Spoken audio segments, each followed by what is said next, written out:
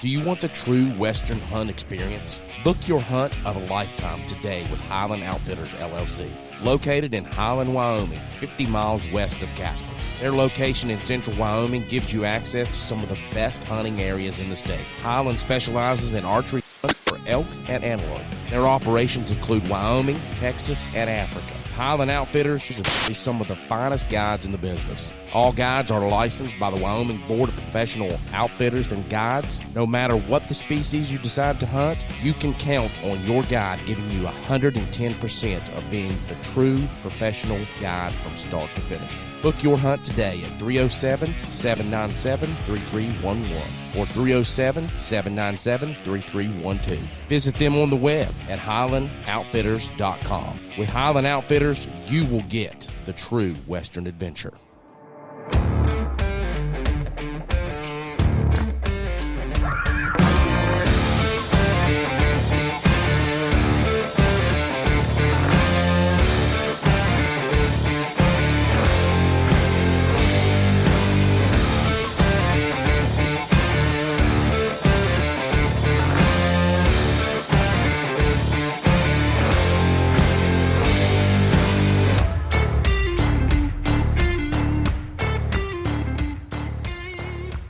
Well, guys, spring gobbler has come and gone here in West Virginia.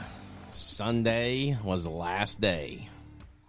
We was talking about it at Cabela's. We done our live podcast there at Cabela's for the Go Outdoors weekend for the kids, and man, that was a great time. But we got Dave back in here tonight. He just mentioned he said he felt like a cow at a new gate. He was like, "What button do I push?" So he's making that up. Well, my wife went with us to the Cabela's Live, and she kind of set in on an interview for your position, and I think she's good to go. Okay. Yeah. Well, something I'm thinking, Mike, is maybe since she auditioned for my position, Yeah. maybe I could audition for Dan's position. What do you think? Yeah, What do you think? Yeah, because he's absent right now. Isn't he? He's absent, and I'm just thinking maybe I could fill his slot of, That might work out pretty good. We might have to write you up something here after the podcast tonight. The only thing is, you and I would have to argue a lot for me to really fill that slot in. Yeah. You'd have to give me a lot of shit, wouldn't Yeah, I would. Yeah, I'd have to make you mad a lot. That's okay. Anyways, I'm just kidding. All right, guys. We miss you, Dan. We miss you. We miss you, Dan. Well, he's driving. He said, I don't have very good service. Oh, okay. Yeah, that's right. So, episode 102 is out with Vortex Optics and Alec Brown talking about his West Virginia hunting experience. Here, he bagged a bird on the first day that he was here. First time hunting in West Virginia, first time being in West Virginia. So that was a really good episode. Be sure you check that out. And also we have the bonus episode for the live that we done at Cabela's. That has already aired. It's already out. There's a ton of people already listening to that. A ton of people already watched the video too on there. So that was at your local Cabela's, 200 Cross Terrace Boulevard, Charleston, West Virginia. And that was, like we said earlier, for the Go Outdoors Kids Weekend and the big sale that they had. They had 24 pages in their circulation ad of all kinds of good stuff. And they always take really good care of us while we're there. Their staff is amazing, helped us set up. And, I mean, Mallory and I went in there on Sunday. Yeah. And, I got some fishing stuff. And, I don't know, man. There's something about that place. I just love going in there. Yeah. If I could buy, like, all my clothing from there. Yeah.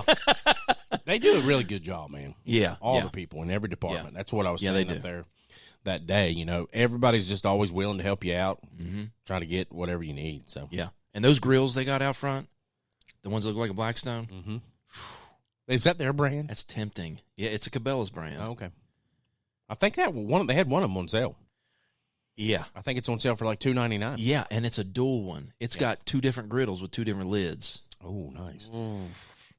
I was looking at that. I was scoping it. I love the Blackstones. So if it's anything like a Blackstone. Oh, that's what it reminded me of. Nice. Yeah. Well, be sure you check those podcasts that are already out on Spotify, Apple Podcasts, Amazon Music, or wherever you get your podcasts. Those are already out. This episode here will air next Tuesday, tomorrow, we have another episode that's getting ready to air, episode 104, and that will be with Coastal Marsh Adventures out of Myrtle Beach, South Carolina. We interviewed them last week. That was a really good episode.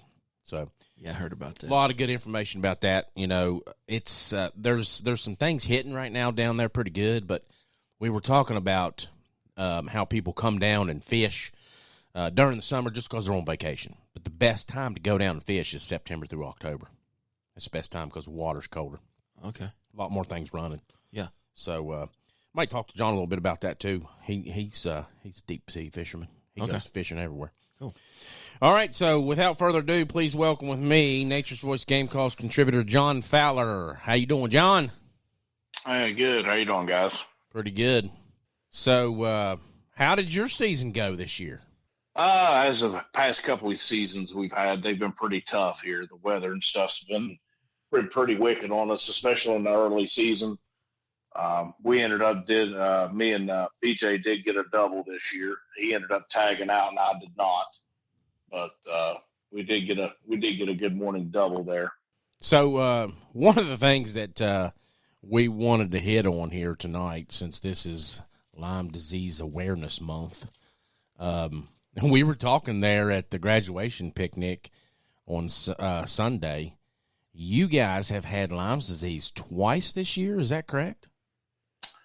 I have had it once 2 years ago. It was right after COVID, and that's the same time he had it again, I believe, as well. And so did my son, Devin. We all three had it right around the same time. I guess he's down again right now with a bad case of it right now. Oh, wow. And I'll be honest with you, I was thinking there Sunday I had it again.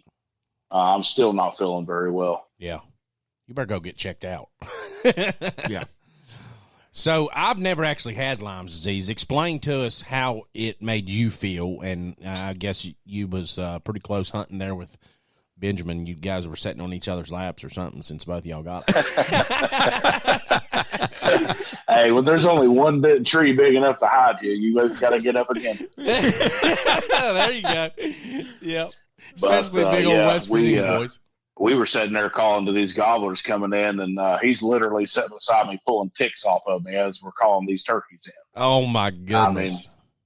I have a feeling that's what he's down with right now. But, yeah, that Lyme disease is no joke. A lot of real tight muscle soreness, joint pain, absolutely zero energy. Yeah. Both times I've had it, I'm assuming I have it again now. It leaves a big welt on your side. It looks like a bullseye. Yeah.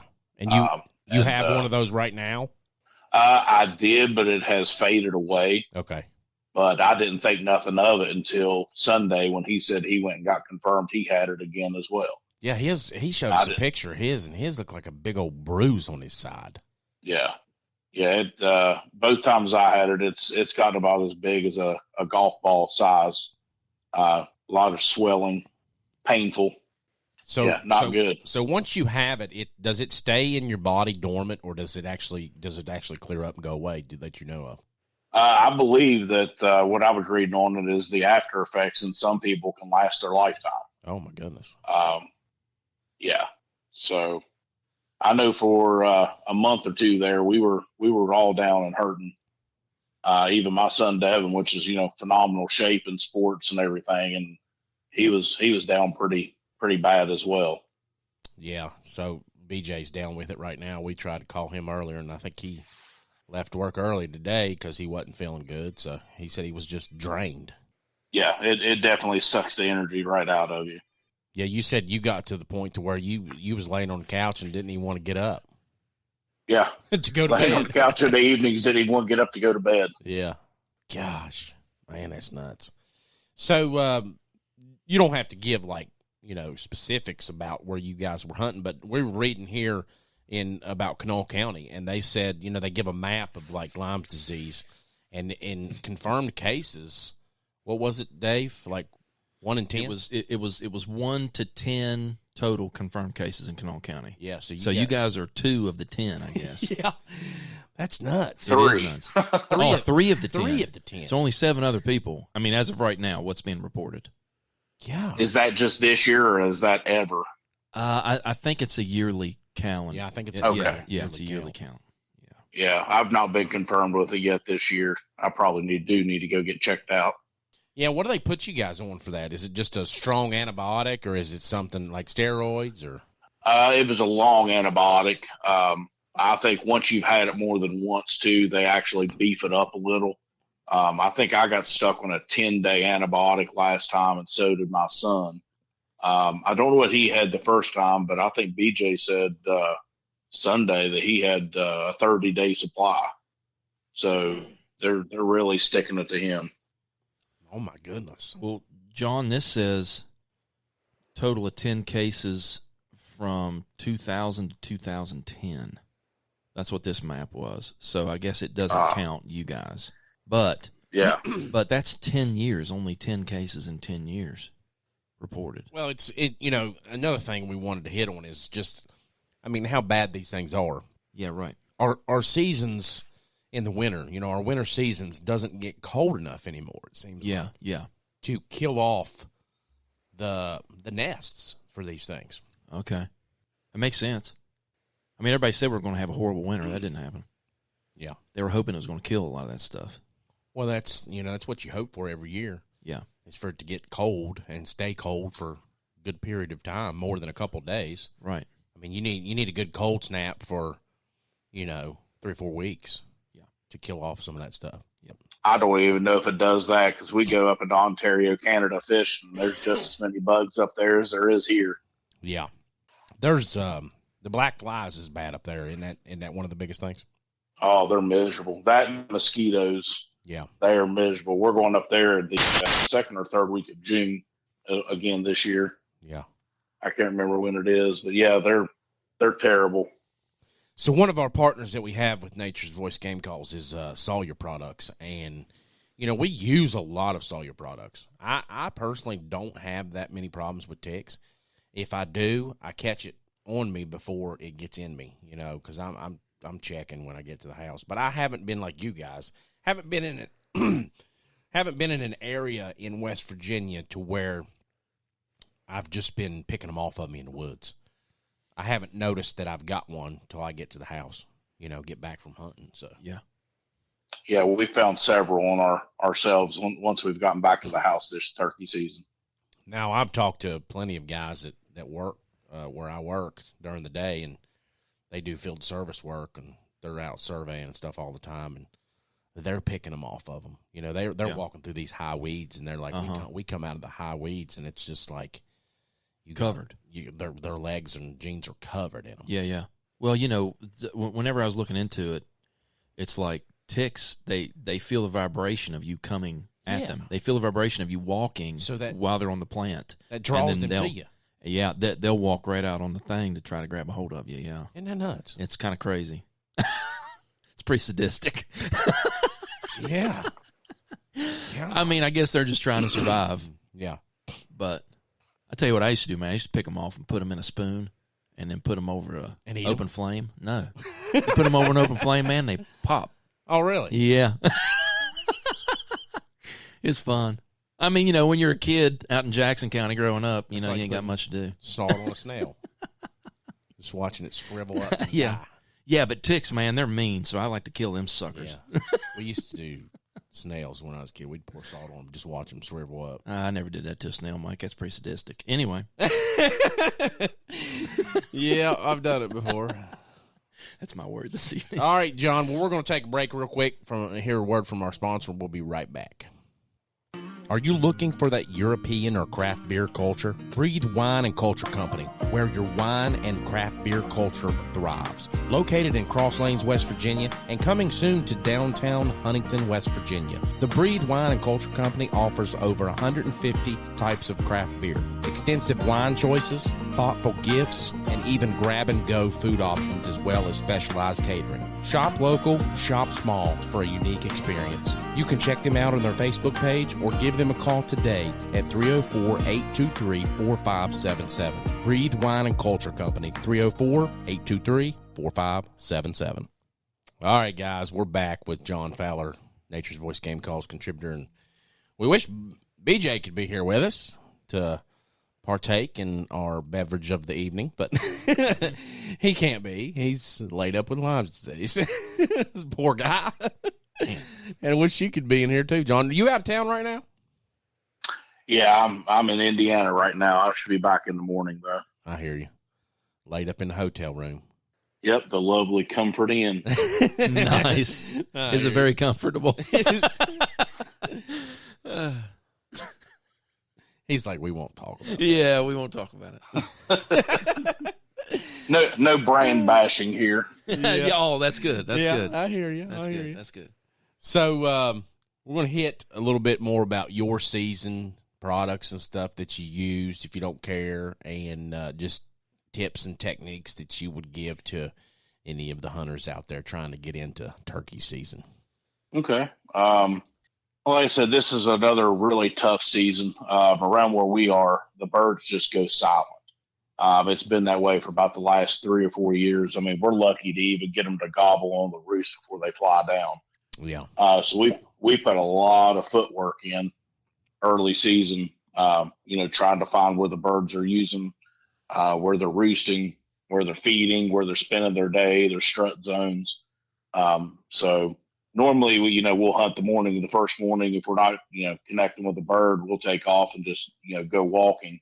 Of course we're looking for morel mushrooms too, some molly moochers, but that's beside the point. Hey, I just, you mentioning that, I think me and Dan were talking about this. He mentioned molly moochers to a guy out in Missouri, and he was like, what are you talking about? Is the word molly moochers just a West Virginia thing? Because once he said morels, he was like, oh, yeah, I know what you're talking about. You ever heard that it's just a West Virginia thing? I've never heard that, but I mean, you hear it more in the Appalachians. I mean, I don't know if that's very much in the Appalachians down there, but you definitely hear it more in the Appalachian area. Yeah. I just didn't know if you'd heard that because I thought it was pretty funny. I've always heard that. All right. Yeah, but sorry. Yeah, I mean, the first key to success is just putting the footwork in, finding where they're at, what they're using, what they're doing. As far as products go, I really like that copper pot call. That's kind of been my go-to the last couple of years. Yeah, that was one of our LR series. Yeah, I think that was a 22 series, if I remember correctly. Last year was a slate, and before that was copper. Yep. It seems like I like the aluminum to be a little more loud. I use it more like a box call or a locator call instead. But it seems like I can do just about everything on that copper pot. I can do the fight purrs, clucks, I can get loud, I can get soft with it. It's very versatile. For the last couple of years, that's definitely been kind of our secret weapon. Everybody around us seems to have a slate or a glass call, but that copper really puts out its own tone. Also, of course, fully covered true timber, head to toe. I love that stuff. It really helps you blend in. I've been using heavy shot for years. I use the heavy 13 blend. Never had one get away. Even when the coyotes come in 30, 40 yards, I mean, it drops them where they're at. Oh, nice.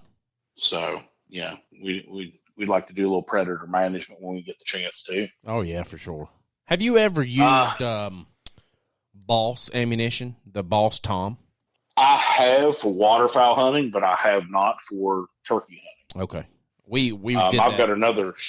Go ahead.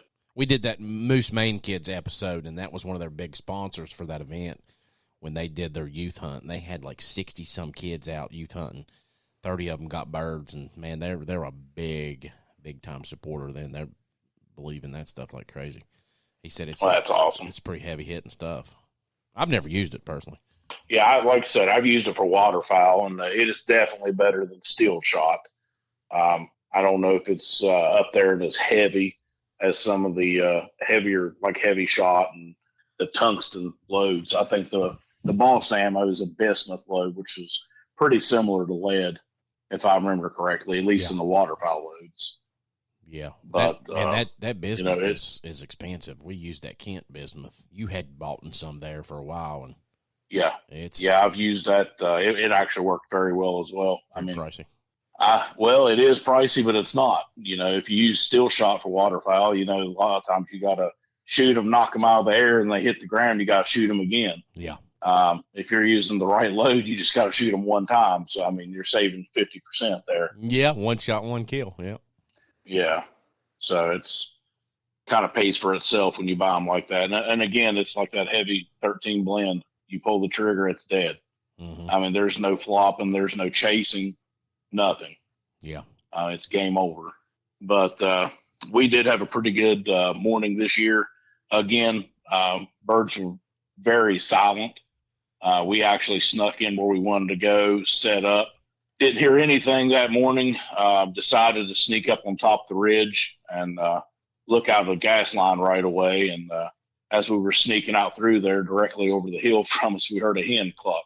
And we actually thought we were busted. We thought she putted at us. But we kind of managed to sneak around on them and set up on the right of way. And they stayed very silent. The gobbler only gobbled one time. He shot gobbled at a crow coming over, even though he wouldn't shot call for us. Wow. Yeah, I guess we didn't sound realistic enough, I guess. But we knew they were there. We knew they didn't go anywhere. We snuck around there, like I said, got set up, got in a really good spot, really good position to pinch point. Once they're in there, there was no getting out. Set up and called to them about every 15, 20 minutes. We sat there for almost 2 hours with no action.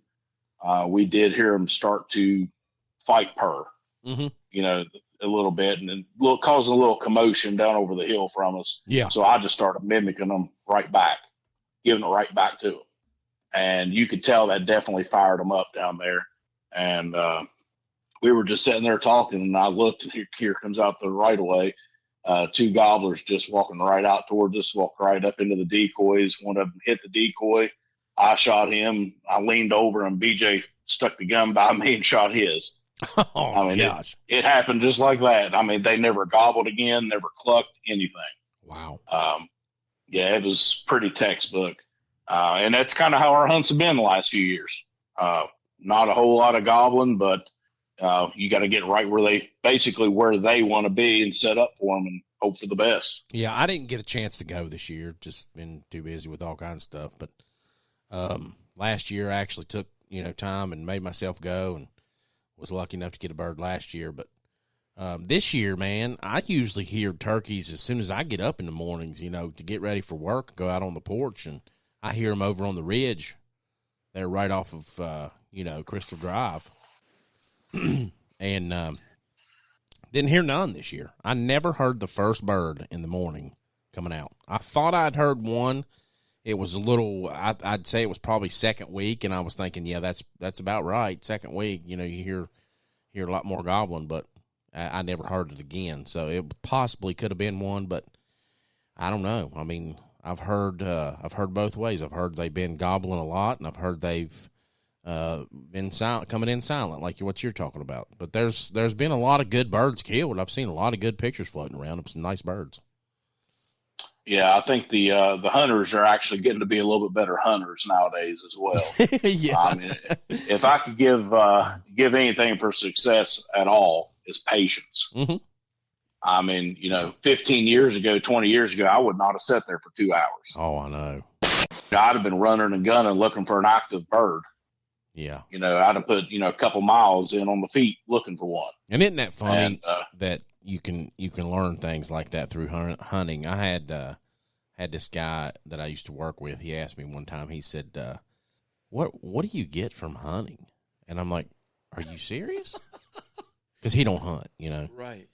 And I'm like, man, I've learned life lessons from hunting, Absolutely. And it got me to start thinking about it more, because I've always thought of that, because raising my kids up in the outdoors, having my son there and stuff like that. I wanted to get him started early so he could get kind of like acclimated to the environment and being out there and sitting there. It takes patience. But there's a lot of things: discipline, patience, knowing that you're not always going to get something that you want. There's a lot of things that you can learn from hunting. So I thought it was pretty cool. got me thinking about it a little more. You want to go ahead and do the salute? Sure. Yeah. Hit her, bud. All right. Since you are applying for Dan's job. I am applying for Dan's job, but I just want to say, I hope I pronounce all of these medals correctly. Okay. That's one thing he does because he's part of it. Yeah, I know. He knows them. He knows them. So I'm going to do my best, Christian Santiago. I hope, I hope it goes well. Here we go. So our salute to valor this evening goes out to Christian Santiago. He was born and raised in Tampa, Florida. He was in the United States Marine Corps. He reached a rank of E5. He served for 8 years. He was based out of Camp Pendleton, Camp Lejeune, and Sherry Point. And his medals awarded were Good Conduct with a Star. I'm going to say NAM, GWOT, National Defense, MUC, and IDK. He was discharged November 2020. And we salute you, Christian. Thank you for your service. Yes, thank you, Christian, for your service. God bless you, sir. I think the NAM. I'm thinking that was like some kind of award for Vietnam, maybe. He wasn't in Vietnam, or like maybe he done something. Maybe I don't know, but he wasn't in Vietnam. That'll have to be something we have to ask Dan. Yeah, because he joined up in 2012. So. Well, it may have been some kind of award that they give people that have done something like. Oh, okay. You know what I mean? Mm-hmm. Not like a Vietnam award, I understand. but like something that they brought. I'd like to know more about this stuff. From really, Vietnam. It's pretty cool. I think I should look these up. Yeah, because I'd like to know what they are, what they mean. Yeah, it's kind of cool. That's one of the things we do, man. We salute our veterans. Oh yeah, absolutely. We are very thankful and absolutely blessed to have our men and women in. You know what? Honestly, man, I see this more and more now. One of the things that puts a smile on my face more than almost anything is when I pull into a parking lot and I see veteran parking. Oh yeah, I absolutely love that. I think it's great. I think it's amazing. Yep. Yeah. I one-upped you because I said amazing. Yeah, you did. I always try to do big words. Great was good, Mike. The minor here in English always corrects me. Man. So. Oh, jeez. No. But we do salute you, Christian, and we're super thankful for our veterans for sure. Yep. Thank you, sir. All right, John. Well, we sure appreciate you coming in this evening, bud, and talking with us. Anytime. So, we were talking about the ticks there. So the most commonly found ticks here in West Virginia is the deer tick, the black-legged tick, and those are the only two that transmit Lyme disease, from what this is saying. And this was from the WBOY News. So we're quoting an article that they done through the West Virginia Extension Service. But, the American dog tick and the Lone Star ticks are also found in West Virginia. But the only one that carries Lyme disease is that black-legged tick. Yeah. They also call it a deer tick. And it's also called a deer tick. Yeah. That's the little one. See, I thought it was the Lone Star ticks too that was the bad ones. See, that's what I thought. But obviously not. Yeah. But yeah, the West Virginia Department of Health and Human Resources said that the black-legged ticks transmit the bacteria that causes Lyme disease here in West Virginia. That's the ones that do it. So that was quoted by them. But yeah, man, again, we thank you and we appreciate you coming in, talking with us. Yep, no problem. Glad you had a good season and glad you enjoyed it. And now we're on to fishing. Yeah, on to fishing, baby. That's where I shine. Yeah, that's what I love. You fish all over the place, man. You fish up there in PA and you get all those, what were those fish we were talking about the other day? Steelhead. Yeah. Oh, okay. Yeah, I want to try. I want to smoke one of them. You're going to have to hook me up with one of those. I got them in the freezer. Just come over and grab one. We'll smoke her, bud. That's awesome. All right, man. Well, again, we appreciate you, and thanks for everything that you do for Nature's Voice Game Calls. Yep, thanks, Mike. All right, buddy. We'll talk to you later. Bye. All right, guys. Be sure to check us out on Apple Podcasts, Google Podcasts, Amazon Music, or wherever you get your podcasts. What are you laughing about, Dave? Nothing. What's so funny over there, bud? I just rolled the music up on you. Oh, okay. Okay. I was like, what, did I say something else that was not You're doing great, man. illiterate? You're doing great. Take it home. Take it home, baby. Yeah. All right, guys. Thanks for listening. We appreciate it. Y'all have a good night.